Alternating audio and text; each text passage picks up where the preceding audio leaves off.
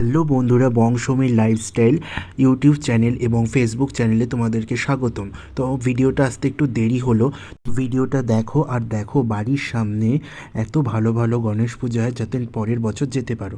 তো আমি যথারীতি সীমান্ত লোকাল ধরে চলে গেলাম কাকিনাড়া স্টেশনে, তারপর ওখান থেকে একটা টোটো ধরে সব শেষে যে পুজোটা হয় সেখানে চলে গেলাম।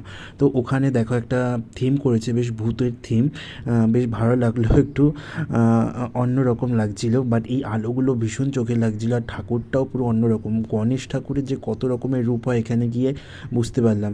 তারপরে দেখো এখানে কি সুন্দর লাইটিং করেছে, আর প্যান্ডেলটাও বেশ বাঙালি থিমে করেছে, বেশ ভালো লাগছিল। ঠাকুরটা খুবই সুন্দর হয়েছে। তারপর ওখান থেকে চলে গেলাম আর একটা প্যান্ডেল, যেটা ময়ূরমহল নাম।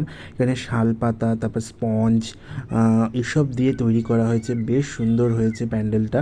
আর ঠাকুরটাও প্যান্ডেলের সাথে মানে ম্যাচ করে করা হয়েছে, বেশ ময়ূরমহল, সেই ময়ূরমহলের গণপতি বাপ্পা। তারপরে দেখো এখানে বদ্রীনাথ করেছে, আসল বদ্রীনাথে তো যেতে পারিনি, বাট এখানে উঠলাম।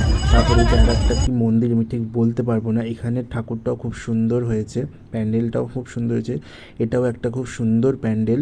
হ্যাঁ, তো এখানে প্রায় দুর্গাপুজো যেরকম হয় সুন্দর সুন্দর প্যান্ডেল করে অন্যান্য জায়গায়, সেরকমই এখানে গণেশ পুজো হয়। তো তোমরা এসো, আর প্যান্ডেল এত ঘন ঘন, মানে একটা প্যান্ডেল দেখে তোমাকে 5 মিনিটও হাঁটতে হবে না। তো এইটাও দেখো শিবের এই প্যান্ডেলটাও খুব ভালো হয়েছে, আর ঠাকুরটা দেখো কি দারুণ করেছে, পুরো তুষের তৈরি। স্টেশন থেকে নেমেই তোমরা সব পরপর ঠাকুর দেখতে পাবে। তারপরে যে বাড়ি ফেরার পথে সীমান্ত লোকাল ধরে চলে আসলাম আমাদের কল্যাণী সীমান্ত। তো এসে এখান থেকে স্যান্ডউইচ খেয়ে বাড়ির দিকে রওনা দিলাম।